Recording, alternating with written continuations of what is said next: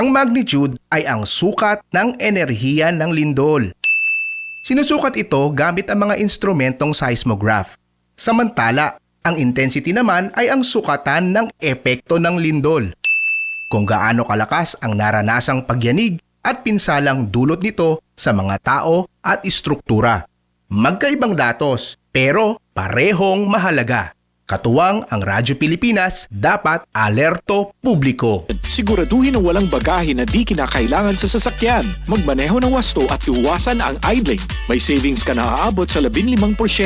This is a public service announcement from the Department of Energy and this station. Dugunita ngayong taon ang ika-50 anibersaryo ng paglagda sa Treaty of Amity and Cooperation in Southeast Asia o TAC. Halos 9 na taon matapos ang pagkakatatag ng ASEAN, nilagdaan ng 5 bansang orihinal na kasapi nito ang dokumentong magsisilbing pundasyon ng diplomasya at matatag na ugnayan ng mga bansa sa Southeast Asia. Naganap ito sa Bali, Indonesia noong ika-24 ng Pebrero 1976. Binago ng TAC ang ASEAN tungo sa pagiging organisasyong may malinaw na alituntuning nakasentro sa mga prinsipyo ng paggalang sa soberanya, hindi panghihimasok sa panloob na usapin ng bawat kasaping bansa at mapayapang pagresolba ng anumang tensyon. Sa ngayon, lumago na sa 58 high contracting parties mula sa 5 kontinente ang lumagda na sa TAC. Patunay ito sa mahalagang gampanin ng ASEAN sa diplomasya ng Asya at ng mas malawak na international community. Bilang bahagi ng ASEAN 2026 Chairship ng Pilipinas, inilunsad ang isang logo bilang paggunita sa 50th anniversary ng TAC na hango sa pambansang bulaklak natin na sampagita. Sumisimbolo ito sa pagkakaibigan at pagtitiwala ng mga bansa na pinanday ng naturang kasunduan. Ang ika-50 anibersaryo ng TAC ay patunay ng nagpapatuloy na matatag na ugnayan at pagsusulong ng kapayapaan sa Southeast Asia tungo sa pag-unlad ng bawat bansa sa rehiyon. Ilang dekada nang umaasa sa mano-manong pagtatanim ng palay ang mga magsasakang tulad ni Kata Obinario ng Nueva Ecija. Mababa ang kanilang kita dahil sa taas ng production cost, dulot ng pag-aararo gamit ang kalabaw at pagpapatuyo ng palay sa pagbibilad sa kalsada. Dahil dito, sa bawat 100 sako ng palay, 4 ang natatapon lang, kaya lugi ang mga magsasaka. Ito ang problemang gustong lutasin ni Pangulong Ferdinand Marcos Jr. Libo-libo ring makinarya at pasilidad ang ating binuksan at pinamigay para sa mga magsasaka. Last week, dinayo ng Pangulo ang Gimba Nueva Ecija para inspeksyonin ang Rice Processing System o RPS, ang modernong pasilidad para sa pagpapatuyo at paggiling ng palay. Pero para pampabilisan, kailangan ito mechanization ang ginagawa natin. Dagdag pa ni Agriculture Secretary Francisco Tio Laurel Jr. Pagbibilad ng sa kalye, maraming losses dyan Tsaka maraming mapangit yung quality. Better quality means better price. 213 ang ginagawa at ipinamamahagi ngayong rice drying facility sa iba't ibang lalawigan. Ininspeksyon din ng Pangulo ang katabing rice mill. Nandito na yung milling, nandito na yung drying. Lahat ng value added ay nandito, naiiwan sa kooperatiba, naiiwan sa mga magsasaka. Ang modernisasyong ito ang bagong muka ng agrikultura. Yung mga nagsasaka ay nakangiti at ibig sabihin na maayos ang kanilang hanapbuhay. Sila ang nagpapakain sa buong Pilipinas, kaya alalahanin natin lagi ang kanilang kalagayan. Sa buong bansa, tuloy-tuloy ang trabaho. Isa-isang inaayos ang mga bagay na nagpapagaan sa buhay ng mga Pilipino. Ito ang bagong kwento ng agrikultura, ang pagtatanim ng pagbabago at ang pag-ani ng pag-asa. Ito ang Presidential Broadcast Service. Radyo Pilipinas. Radyo Publiko ng bagong Pilipinas para sa bagong Pilipino. Naghahatid ng mahahalagang balita at impormasyon na guugnay ng pamahalaan sa sambayanan. Tulay sa himpapawid ng serbisyo publiko. Radyo Pilipinas. Radyo Publiko. Ang boses ng Pangulo. Sa Borongan, 657. Radyo Pilipinas. Radyo Publiko. Sentrohan mga balita, pangumusta, ngan iba pa. Info Sentrum. Info Sentrum. Nga tanan, may kalabutan, bahinan, tama nga impormasyon. Info Sentrum. Menpen Bumida. The voice of information. Monday to Saturday, 2 to 3 p.m.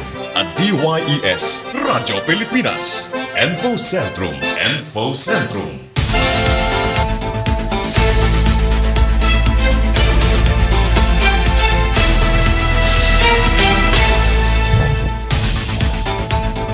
Anato na oras sa kabarangay, may na nakita 9 minutos na, nakalabay haalas 2. Maupay nga halag, welcome maato na taramda na Info Sentrum pan Martes sa Marso 24 na.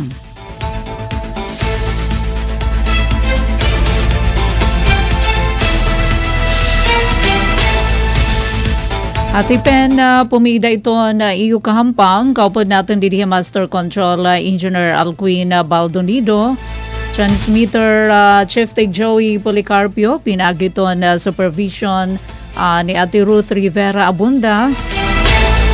Nga nakita ito na kaalas 3. O yun na pala, adina nakikita ta na ito na ato na the one and only.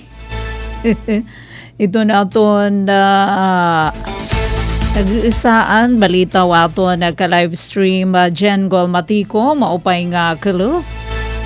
Anadalahira tagsa nga panimalay naka-siesta, pareho kan Ate Mern sa good afternoon. Sigop di kami niyo nga Engineer Alcuin, yun ang kalo para naman masahidan kamo ito na mga latest, samtang naka-siesta diri ka mo maligbukan ano ba ito na mga panhitabo din aton.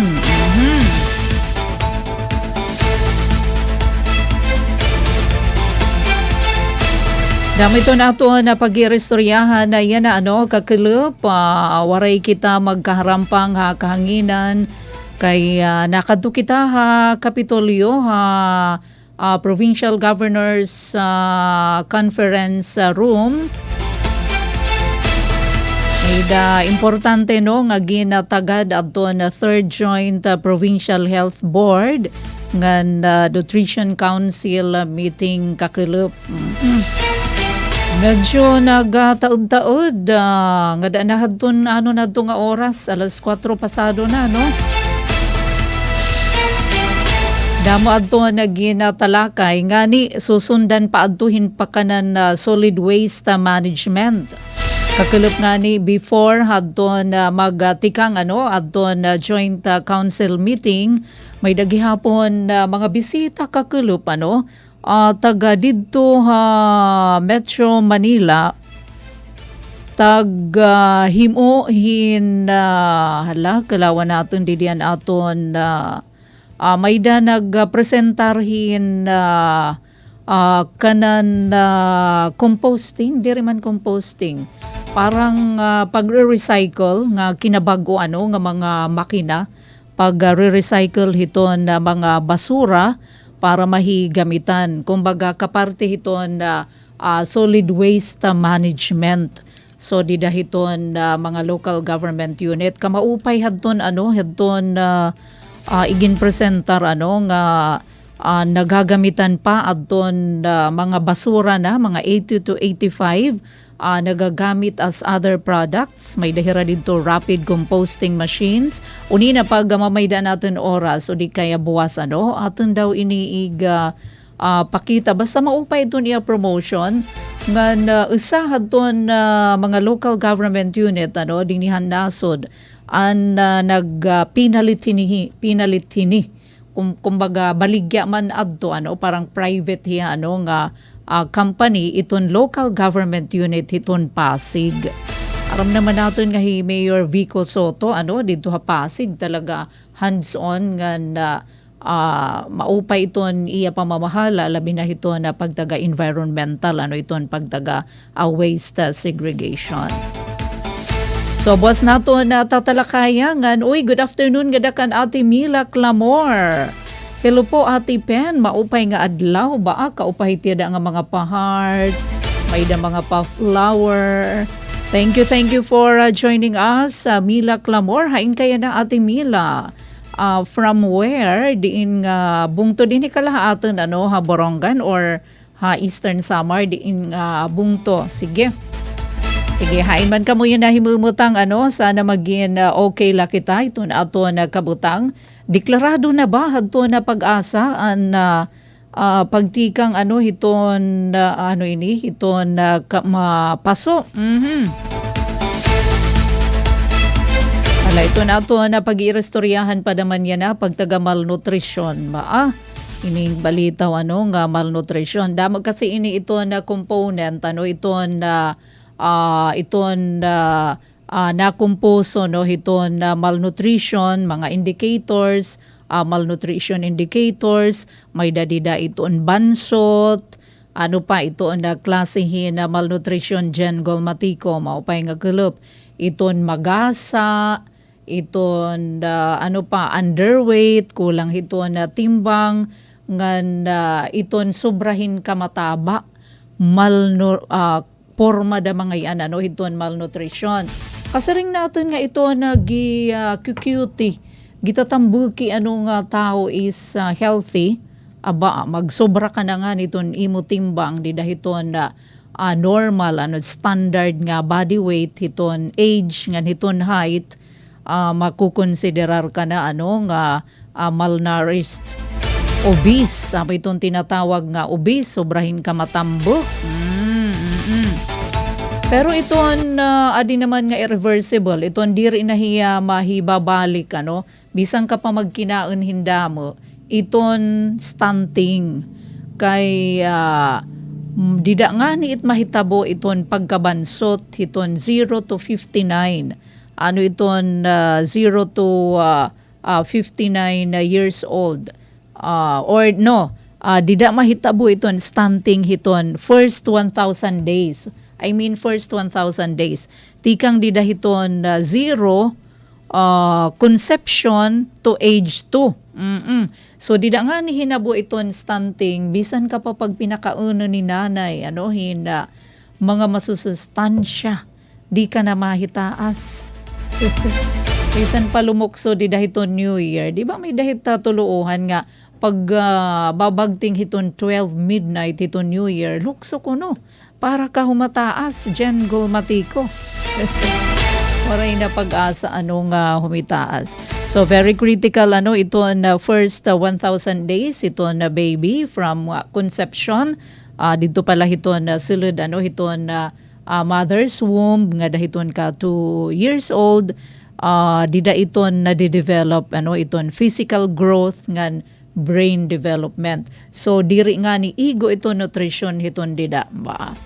Dida mahitatabo ito na stunting. So upat ini nga mga indicators nga gin istoryahan na kakelup may dakita dida mga pictures Engineer Alcuin adton gindumara kakelup nga joint provincial health board nga nutrition council meeting. Yada ni na mababatian natin Dr. Dutulio Catalino Dutulio Jr. Ini ito National Nutrition Council Nutrition Program Coordinator diniha ato na rehiyon. Igin sumat ni Dr. Dutulio nga hitaas iton kaso hiton malnutrition. So diniha aton Eastern Visayas. So may dahiya didagin iya didagin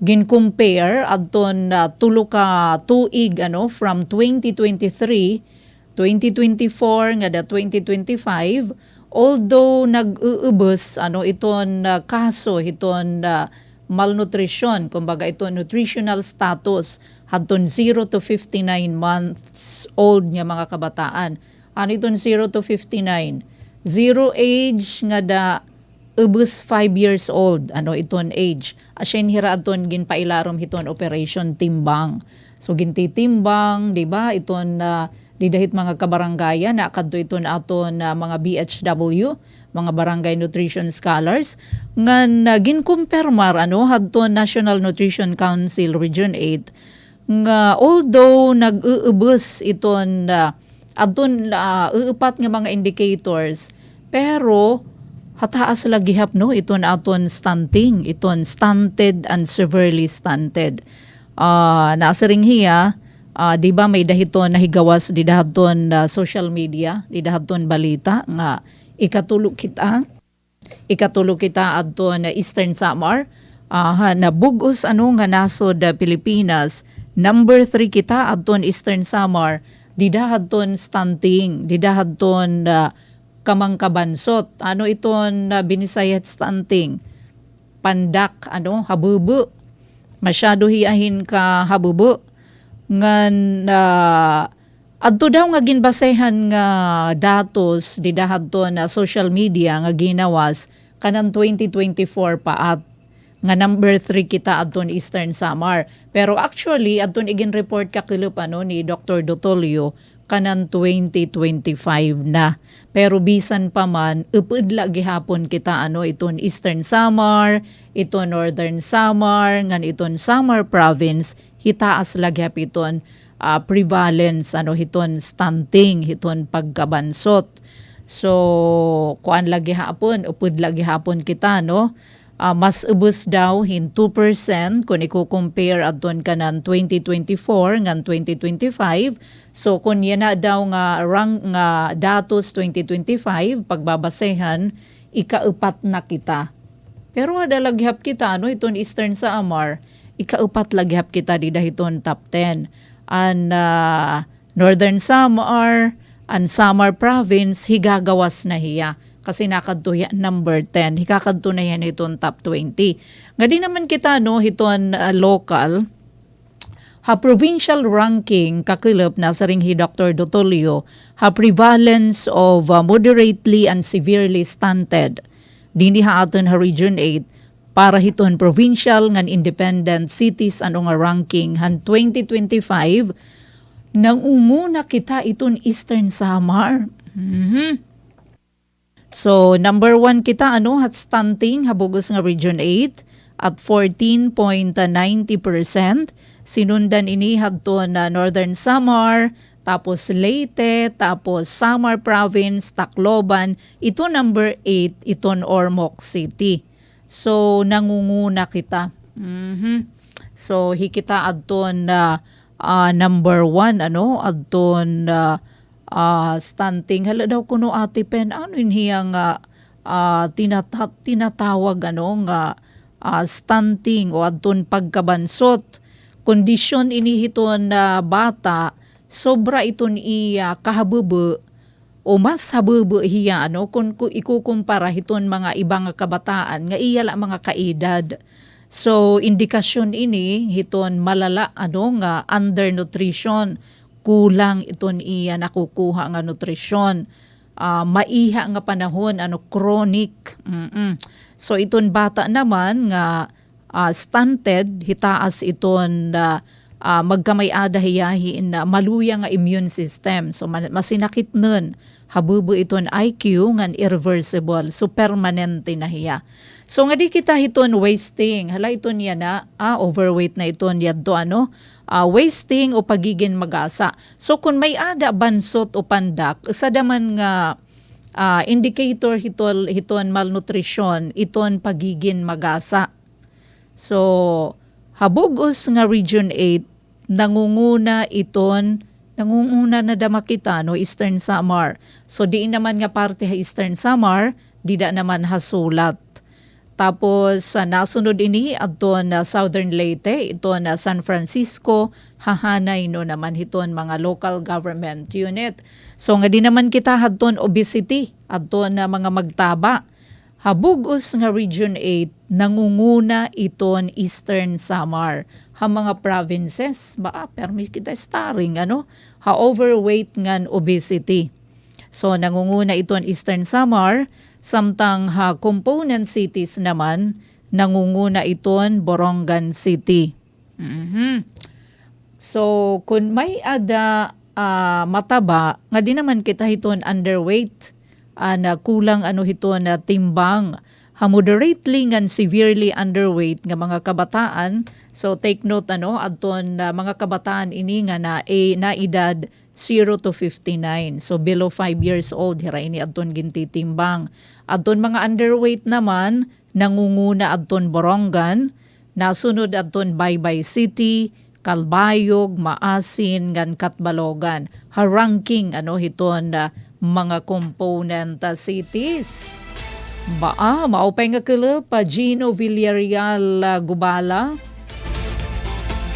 So amo in hiya. So diri lang ini basta-basta nga pakalaksihan ito na malnutrition. So top 10 local government unit naman han underweight nga mga kaso hadton mga kulang hadton na timbang nangunguna dito ha probinsya hiton Samar, ha San Jose de Buwan ngan Pinabakdaw. So nasunod dinhi adton na Lope de Vega ha Northern Samar, ngan dinhi naman ha aton ha Eastern Samar an Maslug. Syempre may dapahin niya iba nga mga bungto. So buot ipasabot ni Dr. Dotolio iton NNC Region 8, so multi-sectoral iton pag-address iton malnutrition. So ayaw natin ni asa nga dahiton gobyerno numero 1 syempre nga responsibilidad natin para maging mahibsog iton natin mga kabataan, responsable kita iton na mga kag-anak. Kung iton atin ipapakaon diri kita naasa nga iton iba. Diri naman nangangahulugan nasa ringadan aton mga health experts nga mga mahal iton aton ipapakaon. Bisan na mga aton la mga tinanom didiha aton na kalibungan, hitaas na igpatuman iton vegetable gardening. So nakadiini hadton mga pitad nga pagbubuhaton hiton mga local government unit ngan sugad man kada tagsa nga kaangayan nga mga ahensya. Ngan syempre ito na mga pamilya. Iton iba kasi mga naasa nala nga dahiton na mga ini nga mga food redemption. Mopay nga niton food redemption kay kumpleto iton hiya may da go, grow, ngan glow. Takay kay di ka man damahiton everyday nga pag titinagan ngan pinili man la daman iton mas nga nangangailangan. Norma yaping maupay nga kulop mga taga mga Estihanon. Maupay nga kulop Norma Yapi sugad man na Gino Villarreal Gubala. Good afternoon. Hala daw aton pamatian aton naging pahayag ni aton pamatian adton na naging pahayag ni Dr. Dotolio hala adton akon gin send didi. So didi kita hiton 5:17 nga video kay kaninahan aga nahibalita tanain aton na napamatian adton naging pahayag ni Dr. Dotolio. Yan na naman ginpaparigun hiton iton laanay sige adto Engineer Alcuin adton iya naman pagklaro nga nagawas didahadton social media nga number 3 kitan Eastern Samar. When in fact nasa ring hi Dr. Dotolio adto nga datos nga ginpagawas dida naman hadton mga pahayagan kanang 2024 adto. So yan na daw nga latest nga datos 2025 ikaupat iton Eastern Samar. Pero bisan pa man kay kaapil aghap kita hadton top 10. So adi hi Dr. Dotolio aton na pamatian. Maupay nga kulop haton nga tanan. Thank you Radyo Pilipinas here in Borongan City. I'm Dr. Catalino Dotolio Jr., the Regional Nutrition Program Coordinator of Eastern Visayas. I agree that nasa papers ang Eastern Visayas ngayon kasi tatlo sa mga province ng Eastern Visayas ay nasa top 10 province in terms of stunting prevalence, and that is Eastern Samar, Northern Samar at saka Samar. So let me correct, kapag tiningnan mo yung datos na nasa online, 2024 pa yon. Yung present ko kanina during the Joint Provincial Health Board and Provincial Nutrition Committee meeting is the current data. Pag tiningnan mo siya, mababa pa rin ng 2% lower than in 2024. So, pag tiningnan mo si 2025, nasa top 10 pa rin si Eastern Samar, pero nandoon na siya sa number 4. And likewise, Northern Samar, si Samar na number 10 ata sa 2024, wala na siya sa 2025. Hindi na siya top 10. So, dapat siguro, that was actually a data presented in the Education Committee meeting in Manila. No? So, let us not take the data on face value, pero let's take that seriously, no? Kasi nasa top 10 pa rin, kahit yung Samar na hinlagpot, nasa top 20 pa rin ng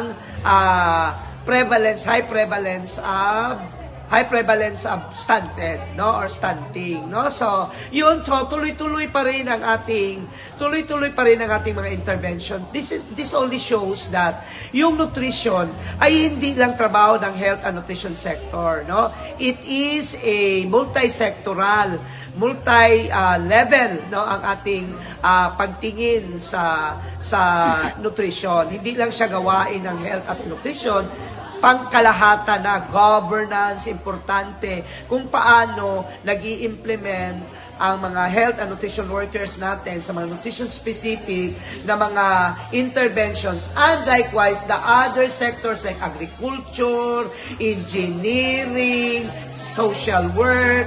They are also part of the multi-sectoral na nag-i-implement ng nutrition sensitive. Hindi siya mga specific, pero nag-a-address pa rin siya ng stunting dito sa Pilipinas. For example, backyard garden. Nagpo-produce siya ng pagkain, pero ang sinasabi nutrition sensitive, kapag meron kang backyard garden, na-address mo yung malnutrition, at the same time, na-address mo yung food insecurity, and then na-address mo yung income. So marami tayong na-address with just one program, like family planning. Kung nag-observe ang couple ng distancing in having a baby, so napaplan out nila so that hindi rin yung income nila ay napaplano din nila. Kasi kapag maraming anak, basically marami din kakain sa meager income. Kaya na-appreciate natin ang value ng nutrition sensitive. Hindi siya direct na sumasagot sa stunting, pero nakakatulong siya kasi na yung underlying cause of malnutrition like food insecurity at saka walang income, na-address natin sa nutrition sensitive, no? Kaya, and then importantly, yung governance, yung nutrition leadership and governance, kasi kahit magagaling pa ang ating mga health and nutrition worker, kung walang support from the local government unit, particularly the local chief executive, it will go in vain. Kasi nga, nutrition is not a priority. Parang sinasabi, kaya ang ating advocacy is for the local government unit through the local chief executive and the sangguniang pandalawigan, bayan at saka barangay na mag-invest din sila sa nutrition by way of legislative pieces of legislation that will support nutrition, no? So importante 'yon kasi kapag walang pera, kahit pa sabihin natin maraming backyard garden, kung hindi tayo nag-i-invest for nutrition,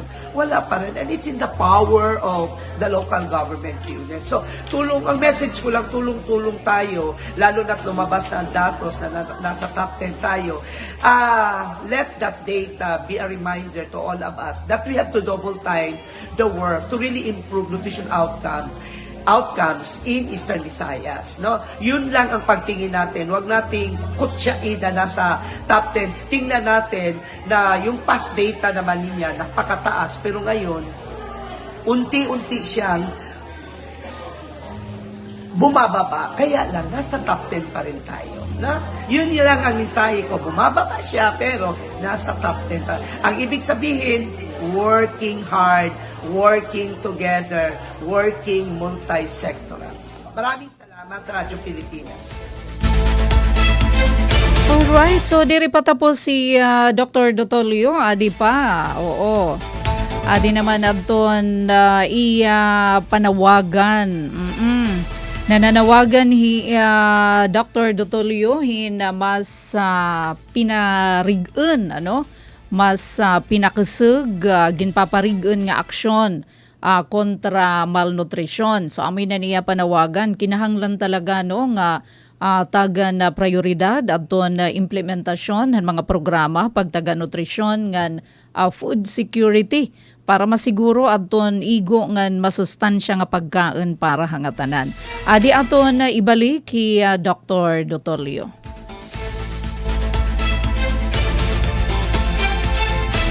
I am sa farm to market road. No, I am for farm to market road because farm to market road shortens the food path. Kapag shorten ang food path, walang gutom. Kapag kaya sa atin, from summer to eastern summer, na lubak-lubak ang daan, wala talaga, gutom talaga ang ating mga tao kasi hindi maabot ang pagkain sa kanila. Kasi hindi maganda ang ating farm to market road. So, in effect, farm to market road has an effect to nutrition. Then, setting up at Kadiwa stores. Meron bang Kadiwa dito? May Kadiwa ba dito sa province? Wala? O mag-establish kayo yung Kadiwa, no? Lahat ng produce ng taga-province of Eastern Samar, ibalik ka ninyo diya, no? Right in front of, hindi po pwede nilitan, nasa-suggest lang, in front of your provincial, kasi maraming bibili kasi mura, no? So, Governor Ferry is doing that, no?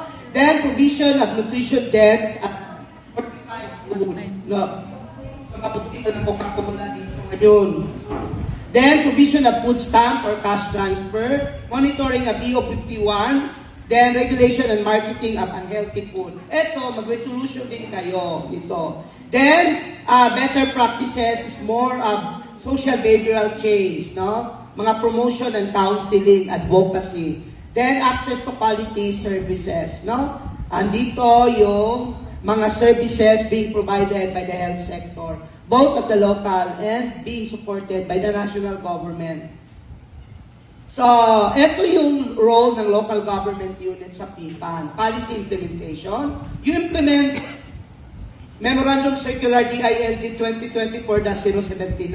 Likewise, DBM Local Budget Circular 92. No? Then, nutrition programs and services. Parang hindi naman kulang dito yung nutrition programs and services. And then, meron tayo ngayong, ang tawag ito?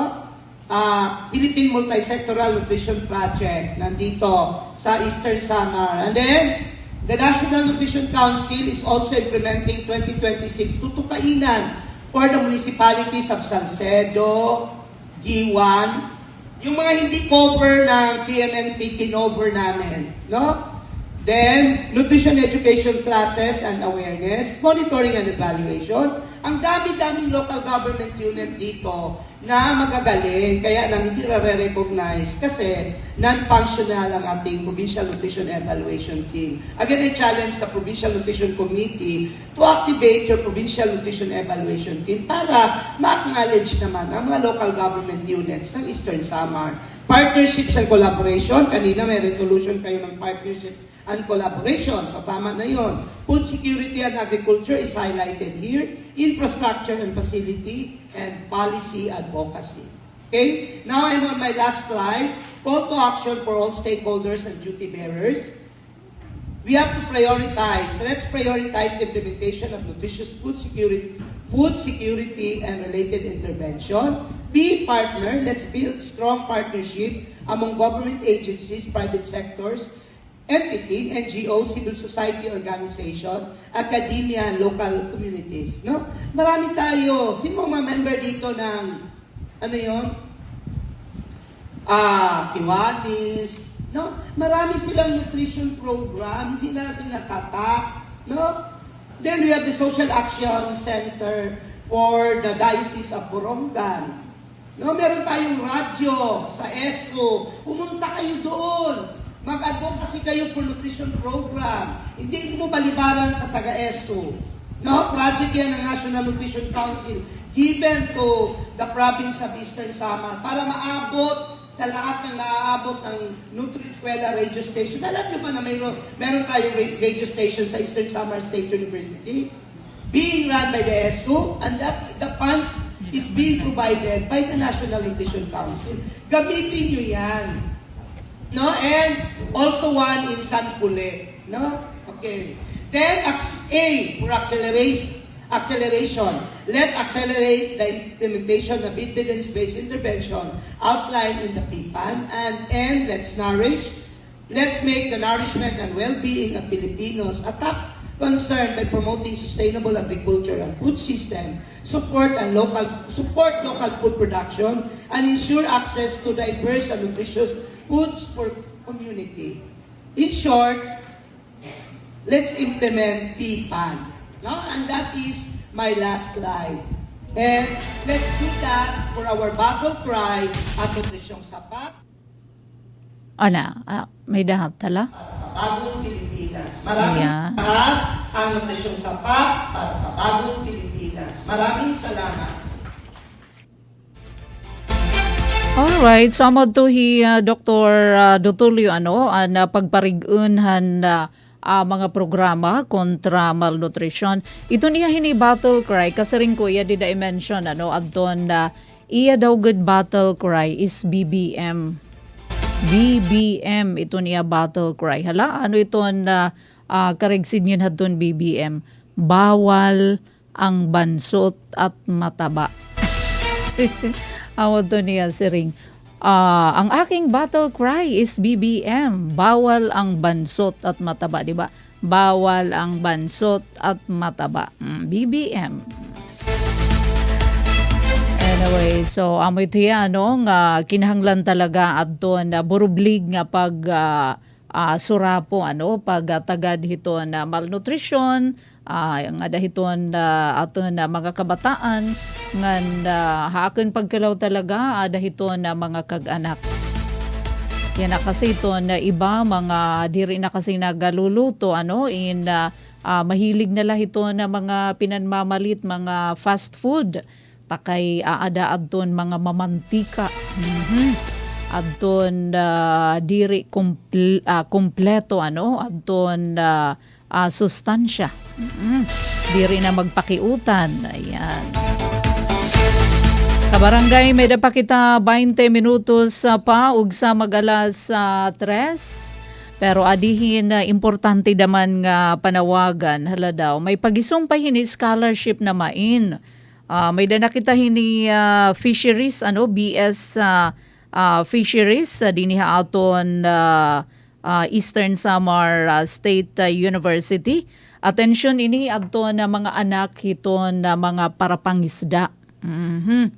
Adto na mga interesadong kumuha hina kurso nga BS Fisheries karayag ba nimo magin fisheries professional. So kung adton imo baton hindi nga pakiana amo na ini adton scholarship program para haim. So nakuha ta ini Bureau of Fisheries and Aquatic Resources nga impormasyon, pwede na kamo mag-apply BFAR para hiton Fisheries Scholarship Program. Ngan makiisa kamo hiton irabuhatan para hiton padayon nga pagpauswag paupayon ngan proteheran adton karikuhan aton mga katubigan hala daw. Di man iton call for applications full scholarship in hiya nga grant para hiton Bachelor of Science in Fisheries. So ang mga program component hini may dahini Fisheries Industry Leader Grant, may diha tinatawag FILG para inihiton mga senior high school graduates ngan graduating students with honors. So pwede ka mo hiton kung pasok ka mo dida. May dadaman tinatawag Fisher Folk Children Educational Grant para inihiton mga senior high school graduates ngan graduating students nga iton ira mga kag-anak, mga rehistrado nga mga municipal fisher folk. So amo iton giimportantihi nga kinahanglan na parehistro kamo para maging registered kamo nga mga para pangisda. Pakiana kamo di dahiton iyong mga LGU kung iton proseso nga mairehistro iton iyong mga kag-anak. May daman liwat kung kaapi kamo hiton indigenous cultural communities, pamati ko wara kita hinidin So pwede kamo di dahadton duha adton mga senior high graduates or mga graduating students nga iton ira mga kag-anak, mga registered municipal fisher folks. Kay gig upay dagko iton mga pribilehiyo, hini nga programa, pananglitan. May da kamo 5,000 nga monthly stipend, monthly living allowance, nga dahiton scholar, upon submission hiton iyo copy of grades every end hiton semester.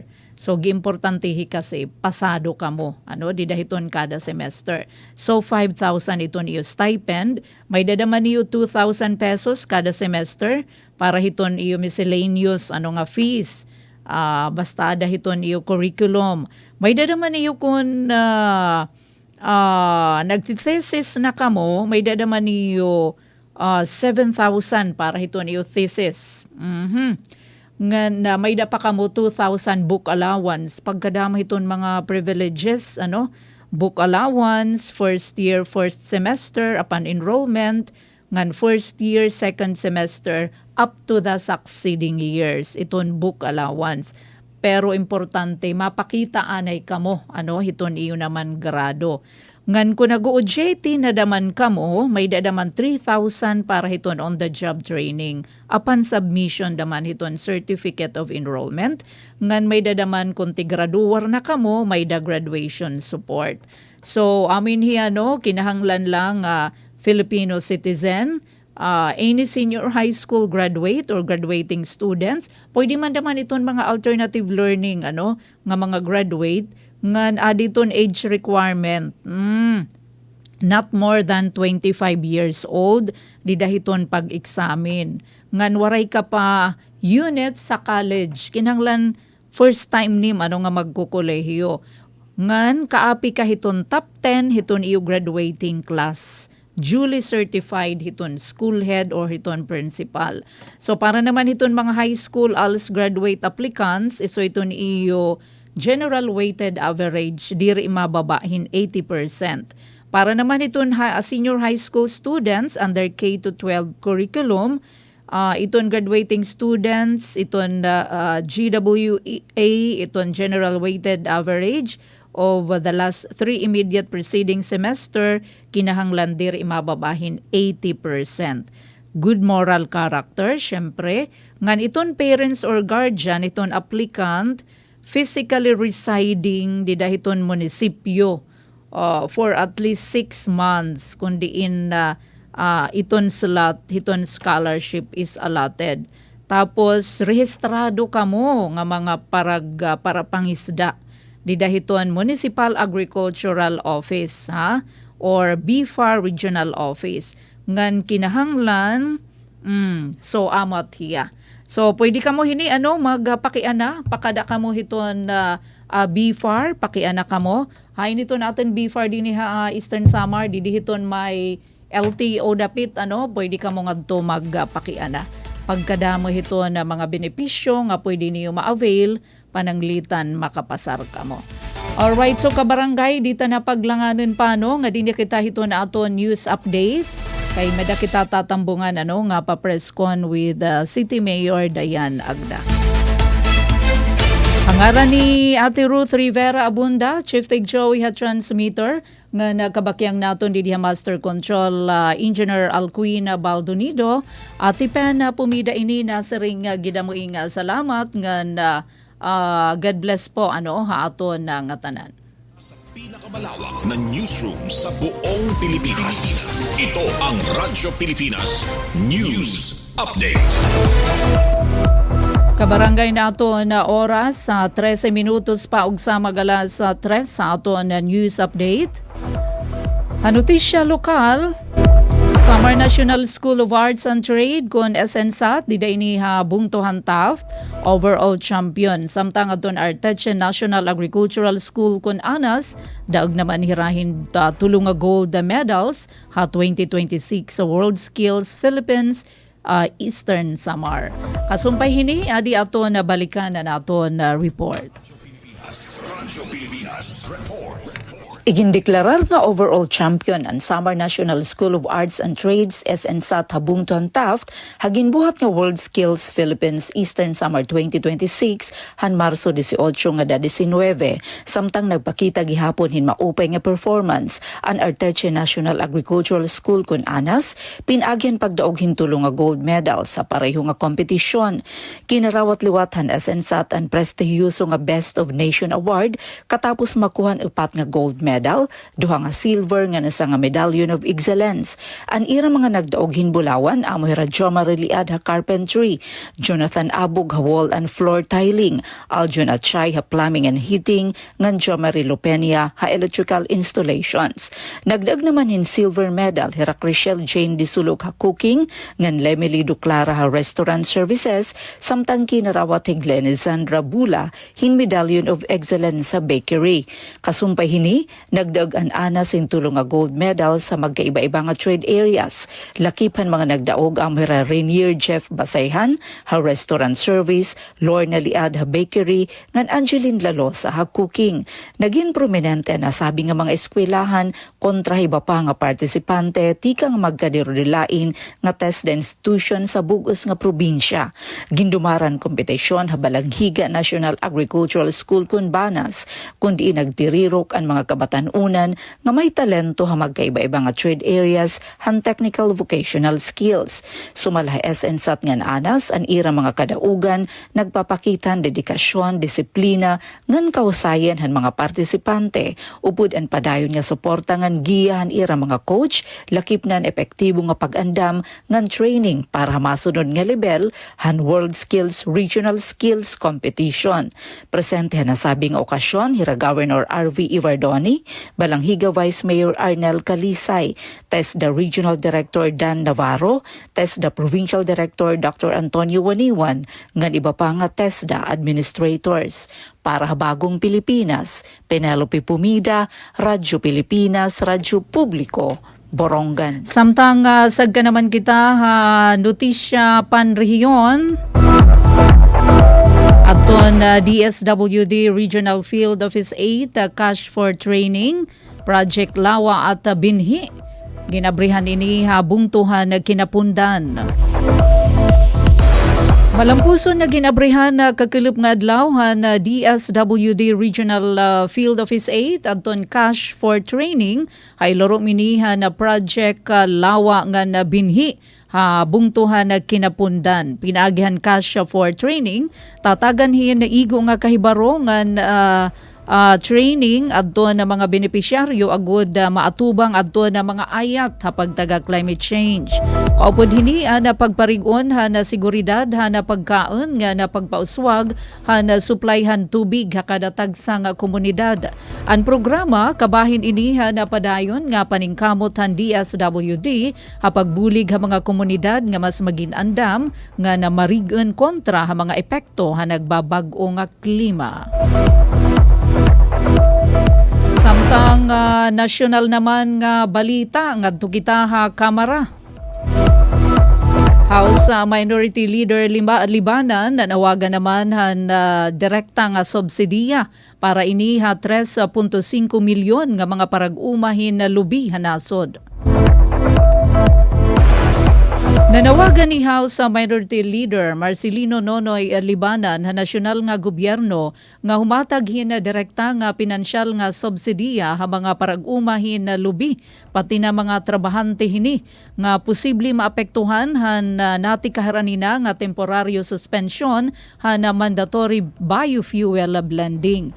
Sumalaka na Congressman Libanan gasamtang importante adto na mga pitad para mapaubos adto na naghihinitaas nga presyo adto na produkto petrolyo kinahanglan gihapon na proteheran adto na milyon-milyon nga mga Pilipino nga amuhira adto na nagsusustento ha ira pakabuhi tikang ha industriya adto na lubi. Iginrekomendar niya nga ipaagi ha subsidy. Pinaagi ini hadton na Department of Social Welfare and Development, Department of Labor and Employment, nga Department of Agriculture para masiguro adton igo nga na madali nga distribusyon. Sumala naman ha Philippine Coconut Authority may ada por lo menos 3.5 milyon nga rehistrado nga mga parag-umahin lubi habugos nga nasod nga na mga 25 milyon nga mga Pilipino amo adton nasusustentuhan tikang naman ha industriya hadto na lubi. Sumalakan libanan nga sobra sa 60% han mga parag-uma nga trabahante ha mga kalubian adton maapektuhan rason nga delikado hira habisan ano nga pagbagsak hadton presyo hadton kopra. Ang nakalabay nga simana ginaprobahan han House of Representatives aton House Bill number 8469 ha third nga final reading nga nagtutugot ha presidente nga temporaryo suspenderon aton mandatory biofuel blending kun ang presyo ang blended fuel mas hataasin 5% kumpara hiton puro nga diesel o gasolina. Ini nga ato na balita, tikang iniha press release sa opisina ni Congressman Libanan. Samtang Presidente BBM nanguna naman hapaghatag fuel subsidy ha mga bus operator. Nanguna hi Presidente Ferdinand Marcos Jr. hapanhatag iniha na fuel subsidy ang mga bus operator yan ang adlaw. Sugad kabahin hadto na padayon nga pagpatuman han fuel subsidy program hadto na Department of Transportation. Ginbuhat adton panhatag ha Parañaque Integrated Terminal Exchange sa Parañaque City kundi nakakarawat adton mga operator 10,000 pesos nga subsidy para kada tagsa nga PUV unit. Sumala naman ka na Presidente Marcos Jr. ginpapaspasan hadton gobyerno adton distribusyon han ayuda base mabuligan adton mga transport worker nga apektado han padayon nga paghinitaas adton presyo han lana. Gintikangan panhatag diri la Metro Manila kun ipapaman nga partihan nasod. Maabot 2.5 bilyon pesos adton na kabugusan nga pondo han fuel subsidy program nga mapapahimulsan hin 245,000 plus nga mga driver beneficiary nga mga operator han sobra 1.18 milyon nga PUV units o pwede ni adton modern nga traditional nga jeepney, may daliwat mga taxi, TNVS, bus, P2P bus, school bus, PhilCab, UV Express, mga tricycle nga delivery services. Sumala naman ka na Secretary Banoy Lopez sobrahin 101,000 nga PUV units habugos nga nasod dan makakakarawatan subsidiya yan ang adlaw. Ginklaro niya nga may ada 101 na plus units ngan 62,000 plus operators adton benepisyaryo nga may equivalente nga pondo nga haros 460.6 milyon pesos. Dugang pan Secretary kun hadto operators la adto nakakakarawat hadto na subsidiya yana upod na adton mga driver tungod kay direkta manhira na apektuhan hadton kamahal hadton petrolyo. Mahimo makukuha ang subsidy, pinaagihin fuel subsidy cards, bank transfer, manager's check, cash payout, ngan e-wallet transfers. Sagot hadto na gobyerno ang ngatanan nga convenience fee para bugos nga makuhan mga benepisyaryo adton ira ayuda. Samtang magpapadayon gihapon adton cash assistance para naman ha mga transport worker tikang ha Department of Social Welfare naman and Development nga pundo. Sumalakan Secretary Rex Gatchalian ginpaparigon han administrasyon adton whole of government approach kundiin durungan nga igpapadayon adton fuel subsidy han DOTR nga nan cash relief assistance san DSWD. Gintagan liwat niya ang importansya adton hangyo nga mahiupod adton mga konduktor han bus. Didahini nga cash assistance tungod hadton na limitado nga pundo han fuel subsidy program. Amini ka barangay adton na kabugusan ha aton na news update at tipen pumida ini 3 minutos pa og sa mag-alas 3. Maupay nga kilap. Mula sa pinakamalawak na newsroom sa buong Pilipinas. Ito ang Radyo Pilipinas News Update. Ito